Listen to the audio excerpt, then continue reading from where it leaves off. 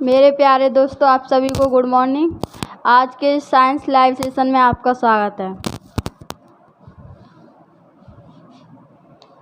तो कल हमने प्रकाश के परावर्तन के प्रकार बताए थे, वो कंप्लीट हुए थे, नियमित और अनियमित। ठीक, आज बात करेंगे हम दर्पण के बारे में।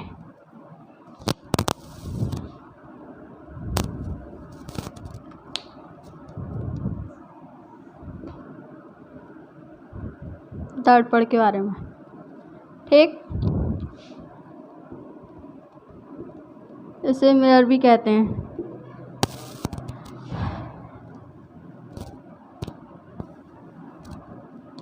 दर्पण जैसे एक चित्र बनाया हमने,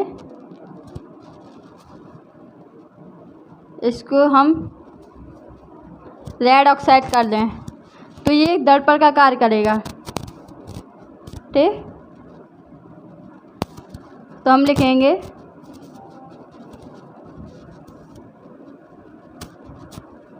दर्पण के परावर्तक पृष्ठ को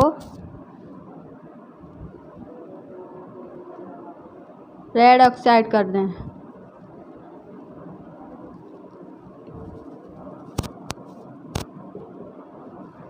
तो यह दर्पण का कार्य करेगा,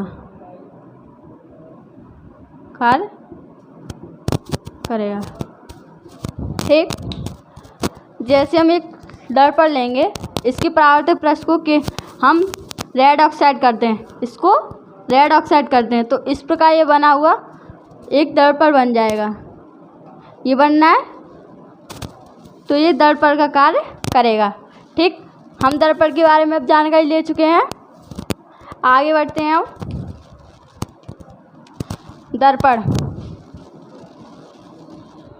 दर्पण के बारे में हम जान चुके।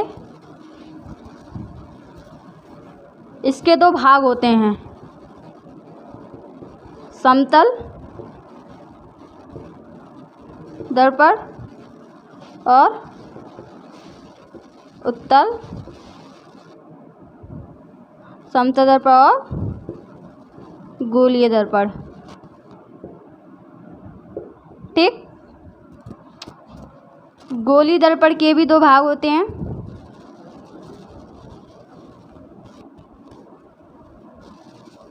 अपतल दर्पण और उत्तल दर्पण। तो हम समतल दर्पण के बारे में जानेंगे।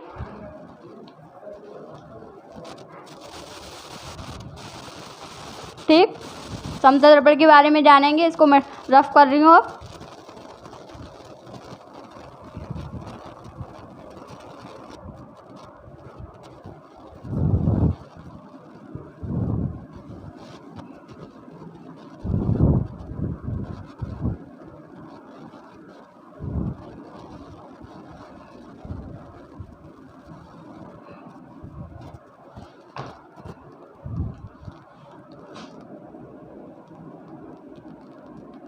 समतल दर्पण, जैसे ये कोई परावर्तक पृष्ठ है, इस पर हम परावर्तक पृष्ठ को रेड ऑक्साइड कर दें। ठीक, ये हमारा क्यू,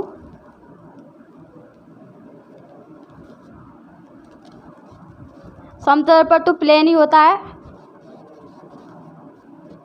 ये आने वाली किरण,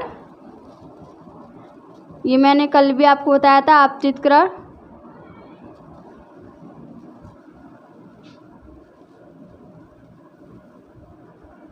ये परावर्तित किरण।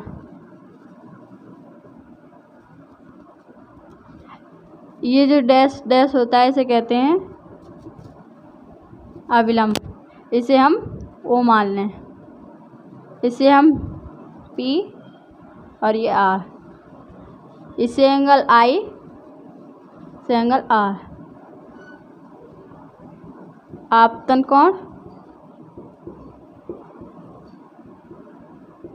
परावर्तन कोण। ठीक, ये हमारा कोई परावर्तक पृष्ठ है।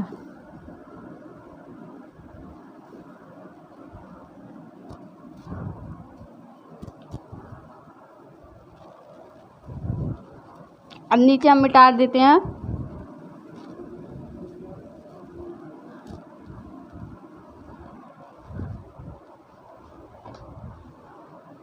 तो हम लिखेंगे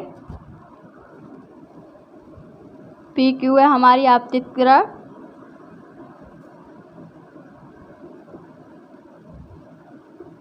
ये तो दिख ही रहा है, अनंत से आने वाली किरण आपतित किरण, और हमारी ओ क्यू है हमारा अविलंब,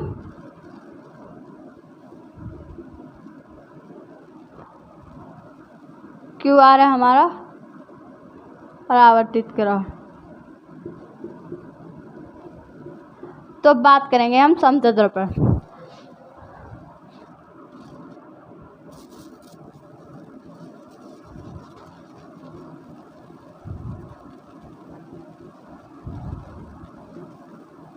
समतल दर्पण प्रतिबिंब हमेशा सीधा बनता है।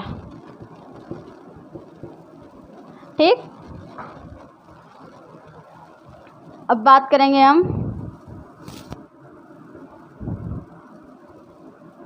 समतल दर्पण की लंबाई।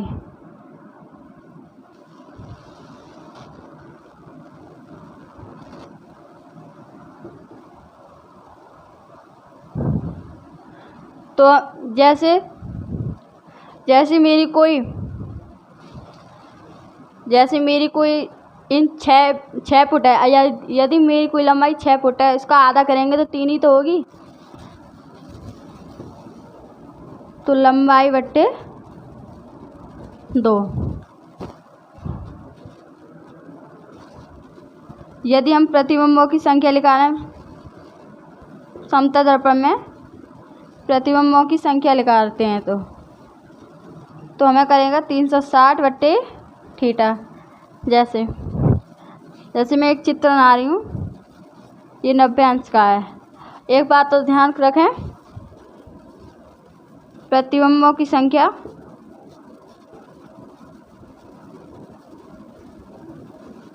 सदैव विषम में आती है।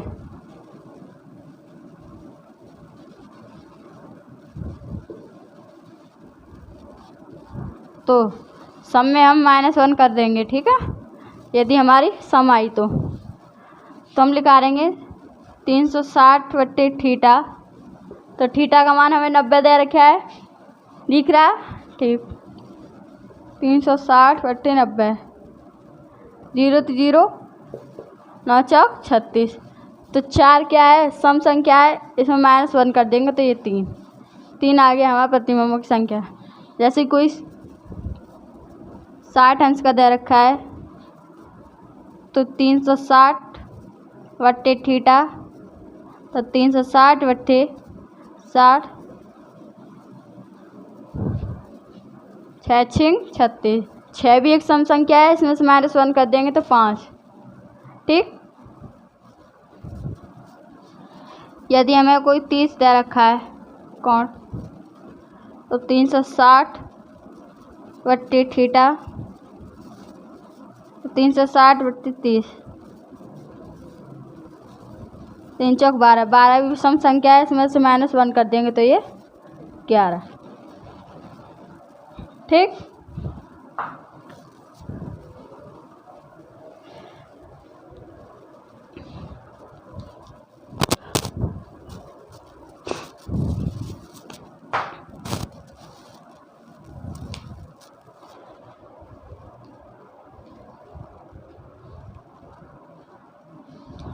अब सिर्फ कर रही हूँ मैं।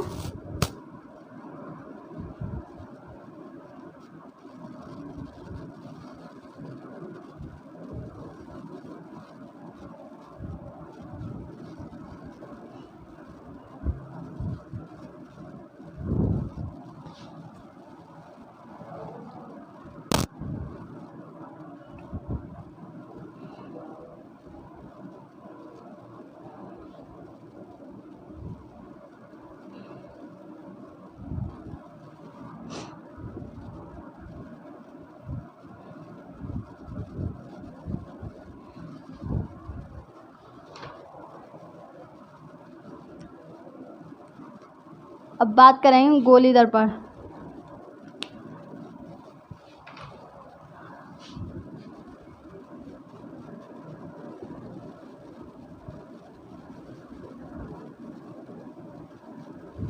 इसके दो भाग हैं,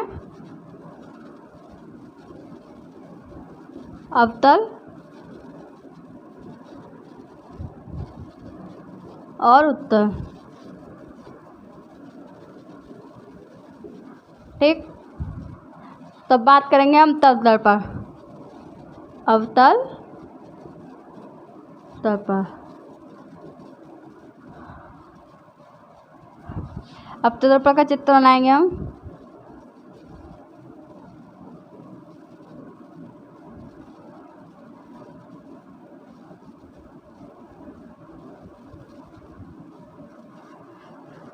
ठीक,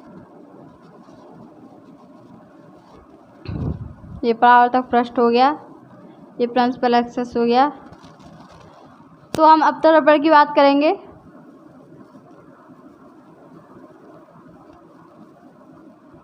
कॉनकेव मिरर। तो अवतल दर्पण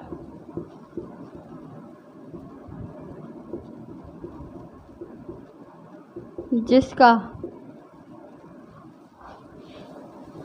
परावर्तक पृष्ठ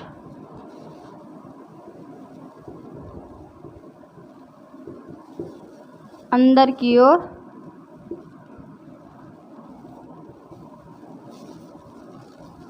ठसा रहता है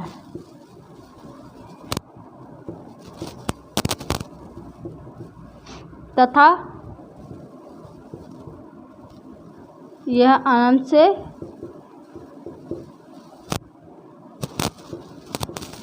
आने वाली किरणों को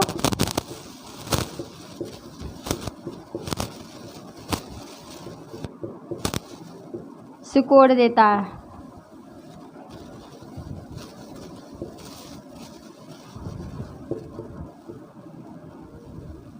ठीक, जिसका परावर्तक पृष्ठ अंदर की ओर ठसा रहता है और ये अनंत से आने वाली किरणों को सिकोड़ देता है। जैसे ये कोई परावर्तक पृष्ठ है, ये अनंत से कोई किरणें आ रही हैं, ये तो ये किरणें एक दूसरे को सिकोड़ रही हैं।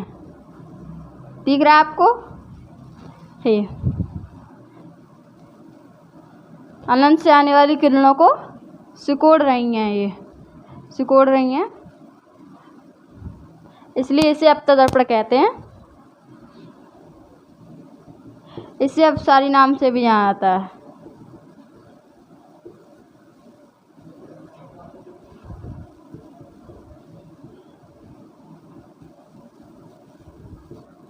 नाम से जाना जाता है। ठीक, अब बात करेंगे हम उत्तल दर्पण की।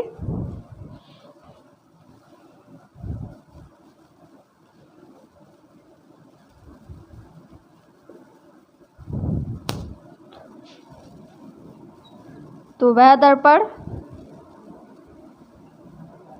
जिसका परावर्तक पृष्ठ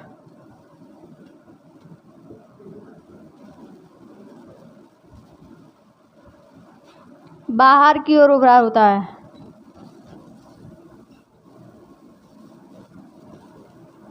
बाहर की ओर उभरा होता है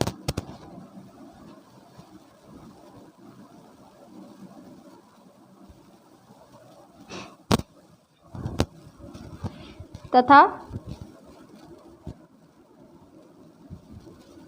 अनंत से आने वाली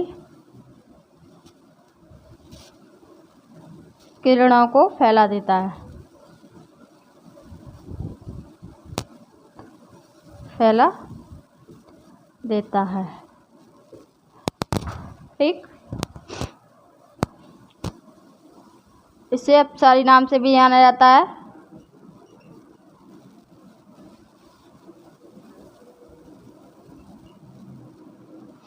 अपसारी नाम से भी जाना जाता है। जैसे चित्र बनाएं। उत्तल दर्पण ऐसा होता है, यहाँ पर केंद्रित करते हैं रेड ऑक्साइड। ये अनंत से आ रही हैं किरणें, अनंत से आ,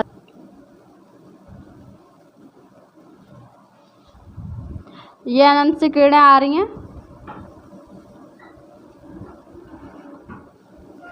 ठीक, मैंने बताया उत्तल दर्पण में जिसका परावर्तक पृष्ठ बाहर की ओर उभरा होता है तथा अनंत से आने वाली किरणों को ये फैला रहा है। देख रहे हैं आप, ये किरणों को फैला रहा है। उत्तल दर्पण किरणों को फैला रहा है, अनंत से आने वाली किरणों को फैला रहा है। ठीक, इसे ही कहते हैं उत्तल दर्पण। अभी हमारे हो गए। अब बात आएंगे अवतल दर्पण और उत्तल दर्पण के उपयोग।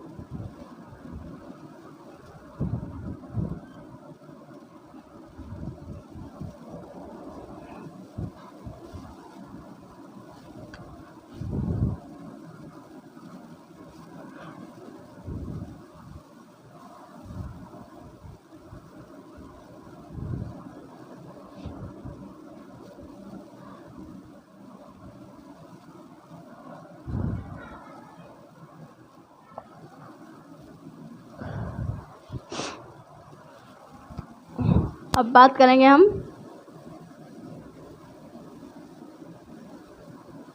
अवतल दर्पण तथा उत्तल दर्पण के उपयोग। ठीक, तो हम अवतल दर्पण की बात करेंगे। कॉलम बना लेते हैं हम।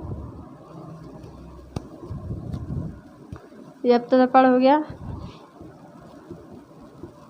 ये उत्तल दर्पण,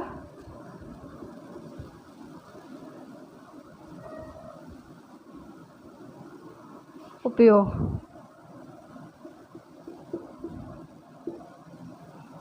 ठीक, तो अवतल दर्पण का उपयोग होता है हजामत बनाने में,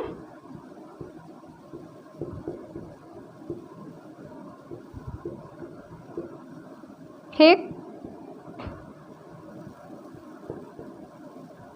सौर भट्टी में,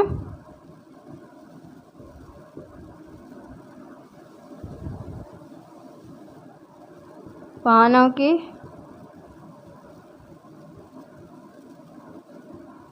स्ट्रीट लाइटों में और इस टेलीस्कोप में। एक सूक्ष्मदर्शी होता है,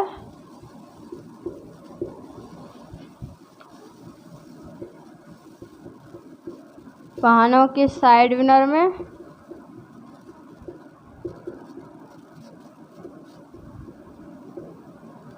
ठीक, अनंत ले सकते हैं और भी ले सकते हैं आप, और ले लो। एक स्ट्रीट लाइटों में, ये हो गया हमारे उपयोग अवतल दर्पण के और उत्तल दर्पण के। और अवतल दर्पण के जो सड़कों पर जो लाइटें होती हैं, सड़कों पर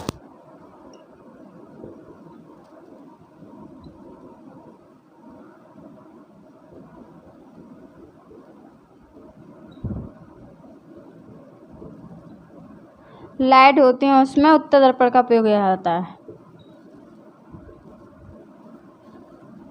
उत्तल दर्पण कॉन्वेक्स मिरर। ठीक, ये हो गया हमारे उपयोग। अब बात करेंगे गोलीय दर्पण से संबंधित कुछ महत्वपूर्ण तथ्य।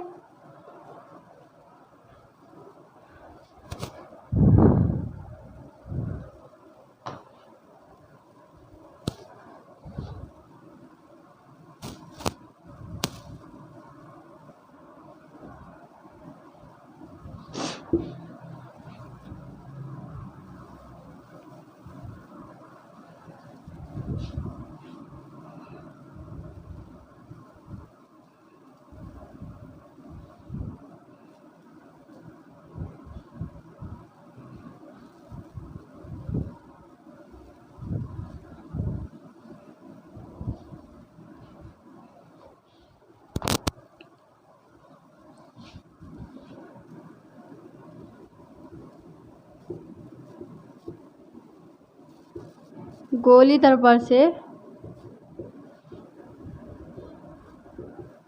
संबंधित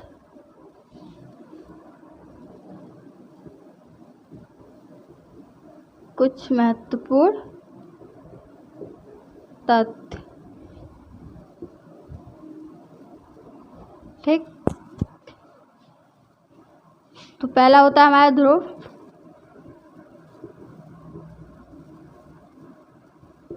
वक्रता केंद्र,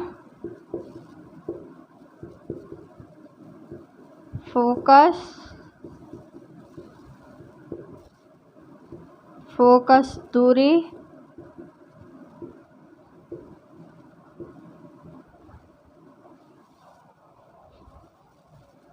यही होते हैं।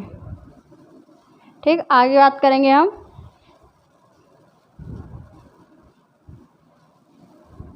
ध्रुव की बात करेंगे हम।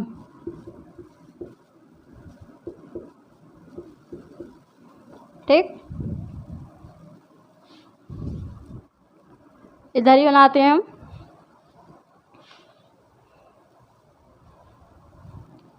इन्हें मिटा देते हैं, संग के संग बता जाएंगे हम।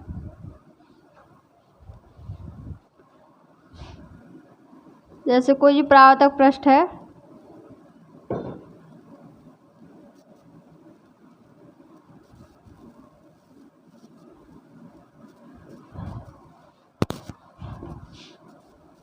ये हमारी लाइन होगी, इसको कहेंगे पी, मुख्य अक्ष मतलब प्रिंसिपल एक्सिस। ठीक, तो ध्रुव नंबर 1 हेड ही डालेंगे।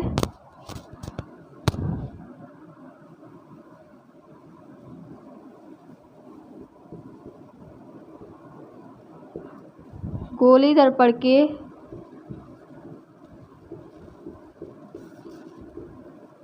परावर्तक पृष्ठ के केंद्र को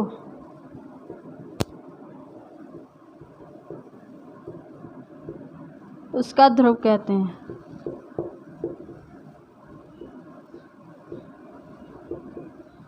ठीक, ये परावर्तक पृष्ठ पर जो बिंदु हो रहा है उसे प्रिंसिपल एक्सिस मतलब ध्रुव कहेंगे। ठीक, ओके, ये हो गया हमारे। अब बात आएंगे हम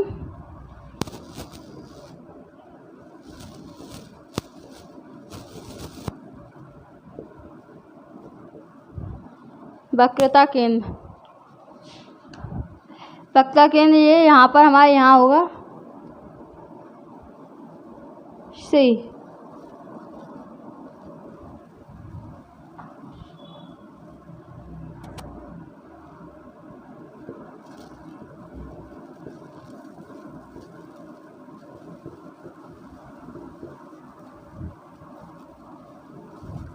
गोली दर्पण के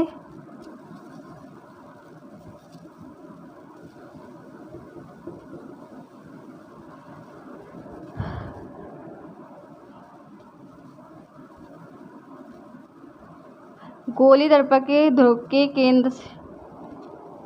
केंद्र को उसका वक्रता केंद्र कहते हैं।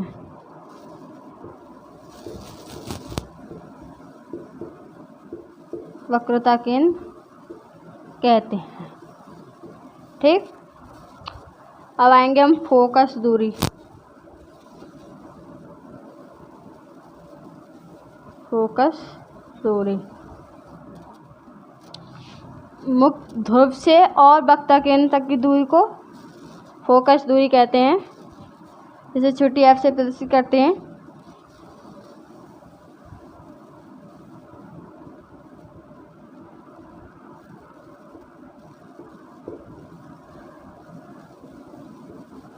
गोली दर्पण के ध्रुव और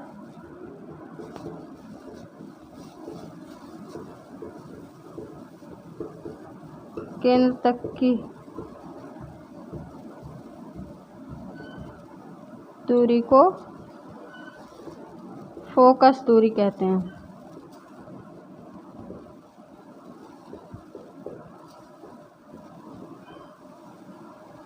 इसे बता रहे हम फोकस दूरी कहते हैं। अब मैं चित्र की सहायता से एक बार समझा दूँ। समझाने के लिए एक बार चित्र और बना लेती हूँ। ये कोई परावर्तक पृष्ठ है, ठीक। इसमें केंद्र है एक। परावर्तक पृष्ठ के केंद्र को उसका ध्रुव कहते हैं। इसे P से प्रदर्शित करते हैं। परावर्तक पृष्ठ के केंद्र को, इसका जो केंद्र है, इसे ध्रुव कहते हैं, ठीक।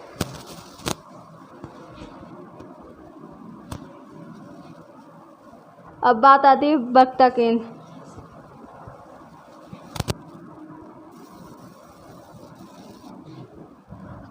तो वक्रता केंद्र हमारा यहाँ पर बनेगा C।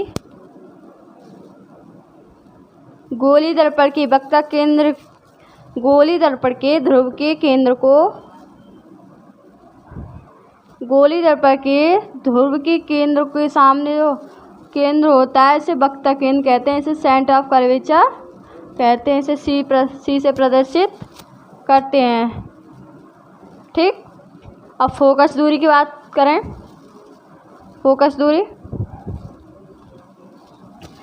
मुख्य अक्ष वक्रता केंद्र तक की दूरी को फोकस दूरी कहते हैं, ठीक। इसके बीच में जो दूरी लगाई जाती है, फोकस दूरी कहते हैं उसे, ठीक। तो गोली दर्पण के ध्रुव और वक्रता केंद्र तक की दूरी को फोकस दूरी कहते हैं, ठीक। आगे बात करते हैं अब फोकस की।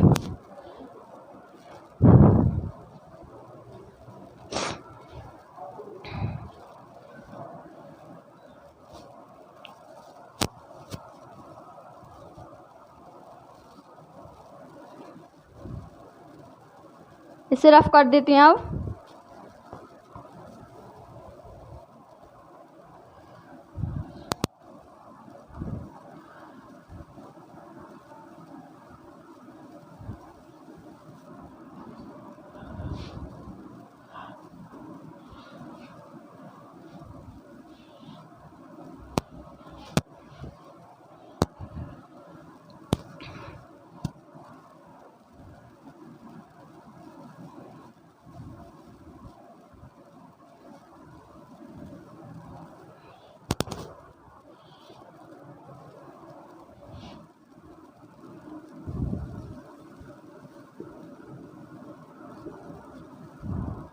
अब फोकस की बात करेंगे।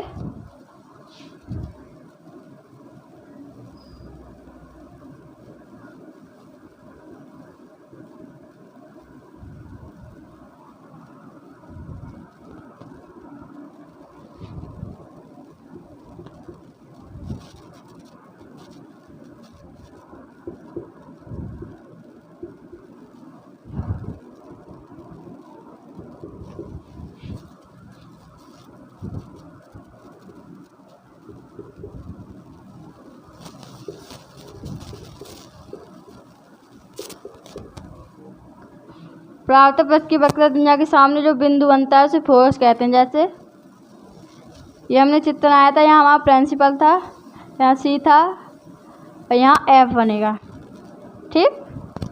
सामने जो बिंदु बनेगा उससे फोकस कहते हैं, ठीक।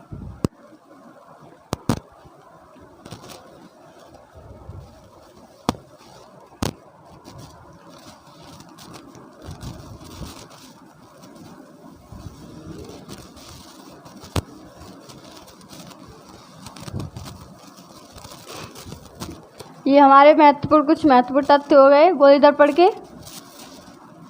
अब बात करते हैं किस दर्पण को किससे प्रदर्शित करते हैं। गोली दर्पण को दर्पण का सूत्र बताएंगे हम पहले।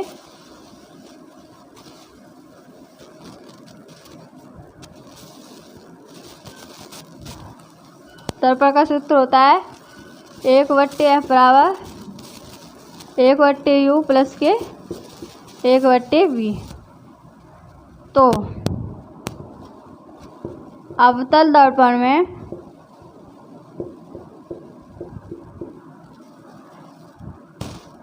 तो F बराबर होती है हमारी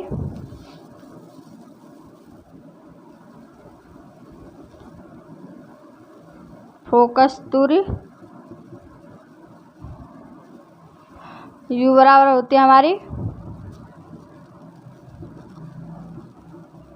बिंब की, U को हम बिंब से प्रदर्शित करते हैं, V को प्रतिबिंब। उत्तर दर्पण में तीनों ही ऋणात्मक होती हैं।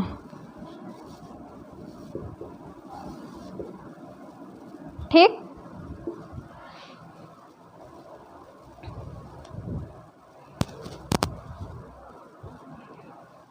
अब बात करेंगे हम, नीचे ही बता देते हैं हम,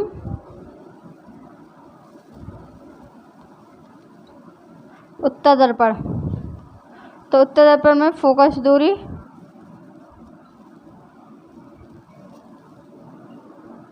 व बिंब की दूरी व प्रतिबिंब की दूरी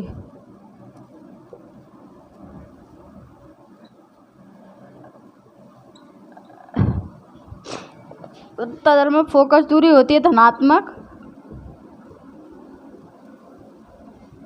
और बिंब की दूरी होती है ऋणात्मक।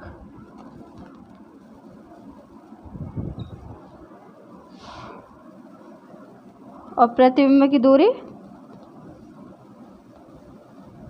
धनात्मक। ठीक,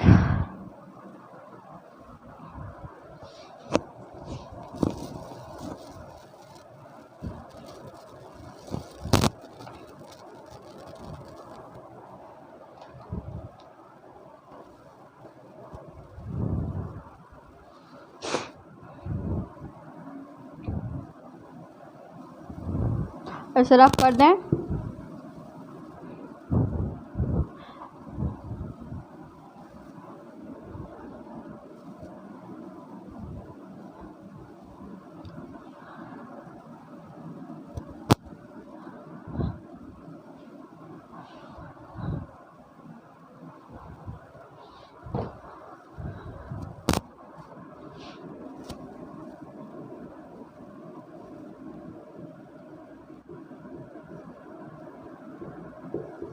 दर्पण में आवर्धन निकालेंगे तो आवर्धन,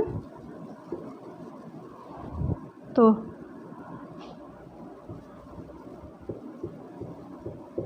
दर्पण में आवर्धन निकालने के लिए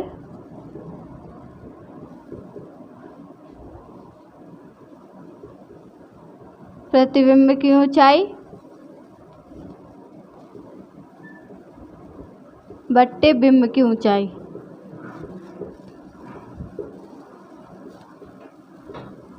ठीक, तो m बराबर एच डैश और डैश, आवर्धन इसमें माइनस में होता है, माइनस बी अपॉन यू।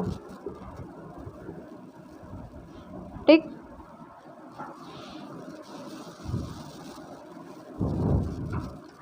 अब हम एक एग्जाम्पल लेंगे, सवाल करेंगे,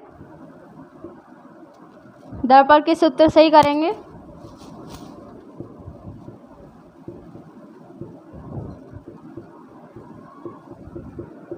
वन बट्टे एफ बराबर वन बट्टे वी। ठीक, पहले से ताले सवाल जब करेंगे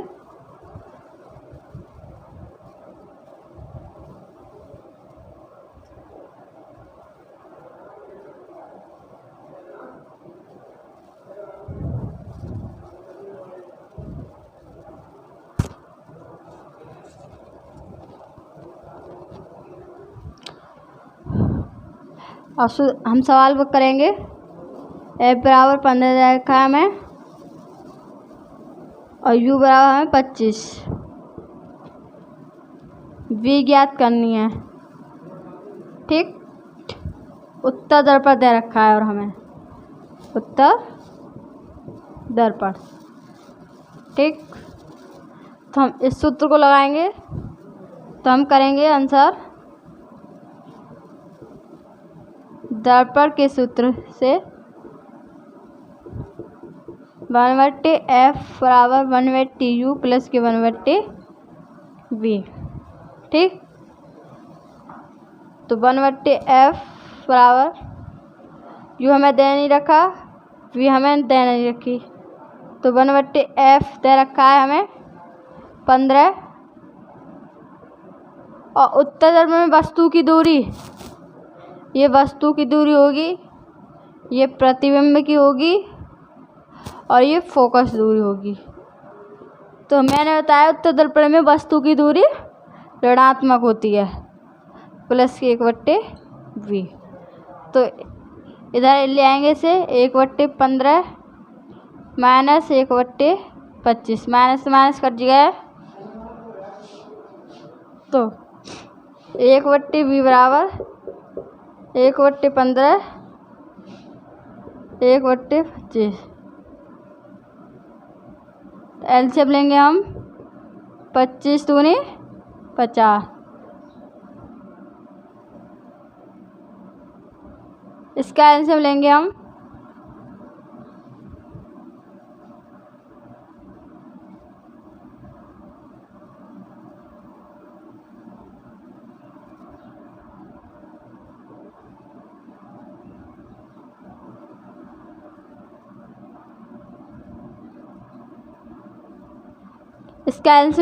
50, 25 दूनी 50, 25 चौका 100, तो 1/v बराबर 6/50, 6 × 6, 2 तो काट लेते हैं हम, 2 × 6, 2 × 4, 2 × 10, तो 1/v बराबर 3/25।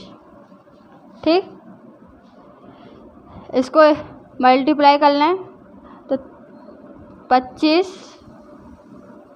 बराबर 3v, तो 3v बराबर 25, तो v बराबर 25/3, भाग देने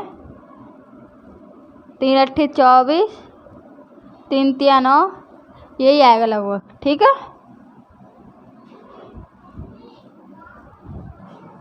ये हमारा एक एग्जाम्पल हो गया।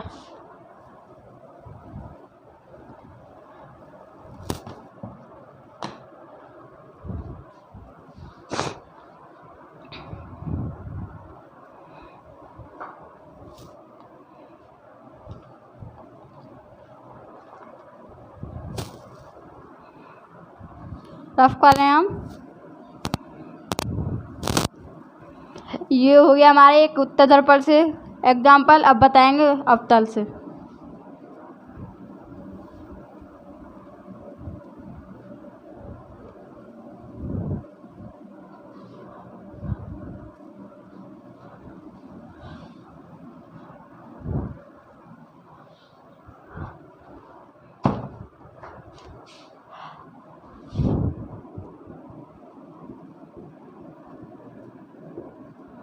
अवतल दर्पण से, ठीक है, एक एग्जाम्पल। तो एफ दे रखा है हमारा -3 मान लो, यू बराबर दे रखा है 5, भी हमें ज्ञात करनी है। ठीक, ये मैं अपनी तरफ से बना रही हूँ, तो दर्पण के सूत्र से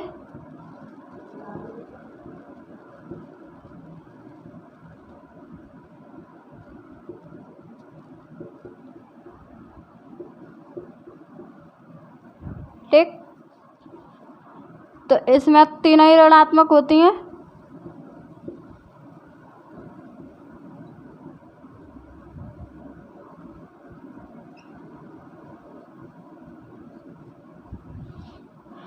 ठीक, तो एफ दे रखा है -3, यू हमें दे रखा है -5 प्लस की बी, तो इधर ले आएंगे बी को -3, इधर ले आएंगे तो माइनस में हो जाएगा -5, तो माइनस से ये कट गया, तो बी बराबर -1 प्लस की 1/5। तो एलसीएम ले लेंगे हम 15। ठीक, तो 5 × 15 5 15 1/टी बी बराबर माइनस की 5 है तो माइनस की 2/15 तो 1/टी बी बराबर 15 इधर ले जाएंगे माइनस 2 भी इधर तो 2 भी बराबर 15 बराबर 15/2 तो माइनस का 2 इधर ले जाएंगे माइनस कि ये इधर से हट जाएगा तो भाग देंगे 2 15 2 7 14 2 5 10 लाओ प्रतिबिंब की ऊंचाई आएगी हमारी माइनस की 7.5 ठीक।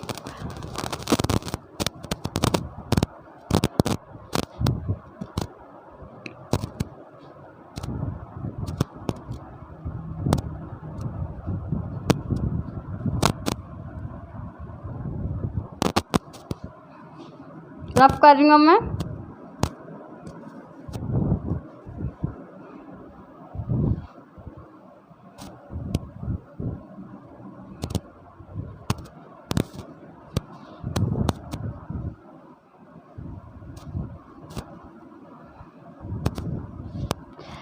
ये सिर्फ मैं समझने के लिए ही बताया है, अपने आप कीजिए। और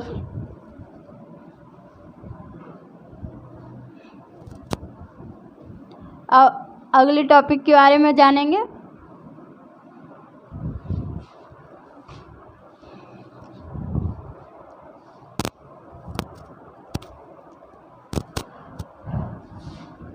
अब जानेंगे अवतल दर्पण द्वारा बने बिंब की स्थितियों के बारे में।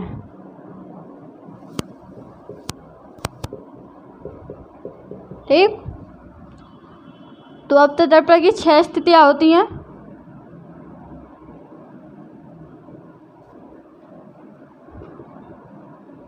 अनंत पर,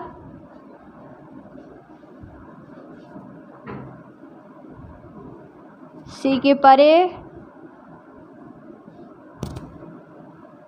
सी पर, सी तथा एफ के बीच,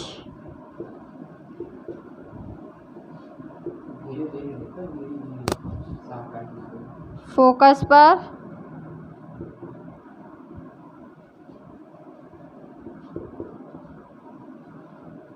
फोकस तथा प्रिंसिपल के बीच।